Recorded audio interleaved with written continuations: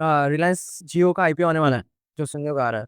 तो currently situation is कि जो रिलायंस जियो है, it's under Reliance industries limited. तो Reliance industry limited is already listed in the stock market. तो सबसे पहले स्टॉक मार्केट में अगर तुम ऑलरेडी एग्जिस्ट कर रहे हो with in a certain company, मतलब एक ही कंपनी का एक ब्रांच है ना, just a department kind of thing, दोनों को क्या करना पड़ेगा, अलग होना पड़ेगा सबसे पहले ऑन पेपर।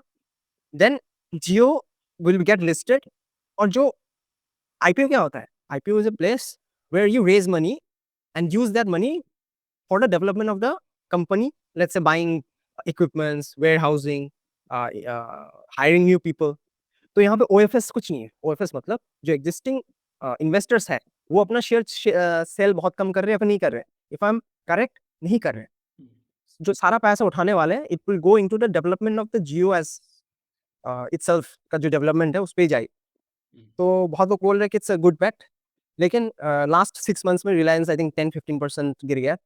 तो I my guess is people are waiting कि जब दोनों एंटिटी सेपरेट होगी, overall the valuations will be higher.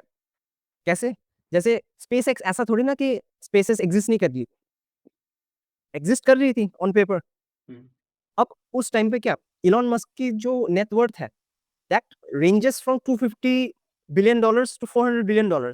IPO में ऐसा क्या हो गया कि 1 ट्रिलियन पार हो गया।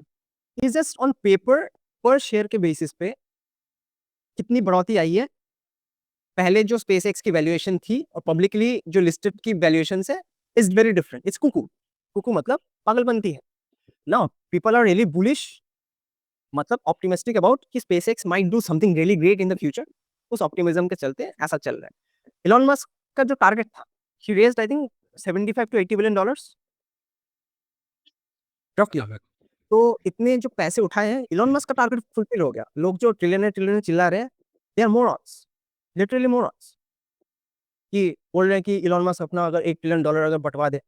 अरे भाई, मैं अगर 100 रुपए बंटवा दूं लोगों के पास एक एक रुपए करके, क्या ही फर्क पड़ रहा है? लेकिन मान लें मैंने किसी को एक 100 रुपए डायरेक्टली किसी को अगर हैंड ओवर किया है कि नहीं, that will make more sense in his life ना। सारे बंदे को मैं अगर 100 बंदों से मिला, सबको एक एक रुपए दिया, उनका लाइफ कितना चेंज हो गया। वर्सेस एक पर्टिकुलर बंदे को मैंने लिया, मैं बोल रहा हूँ ये ले 100 रुपए। सबसे पहले तो उसको खुशी मिलेगी कि किसी ने उसको 100 रुपए है फोकट। सेकंड, वो 100 रुपए लेके वो बर्गर खाएगा, कुछ खाएगा, चाउमीन खाएगा, मोमोज खाएगा, कुछ तो खाएगा, दिल में रहेगा कम कुछ ने मेरे को कुछ दिया खाने।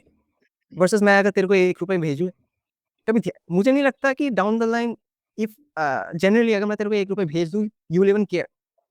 The point is, when wealth और anything that is even energy is in a concentrated form, it is more useful than having it in a small quota of particles बोल ले या फिर small units of energy or money.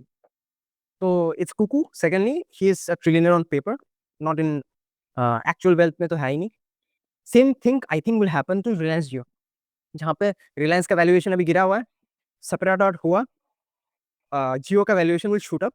दोनों को अगर sum करें, Ambani will be in the range of $150 billion to 200, double हो जाएगी।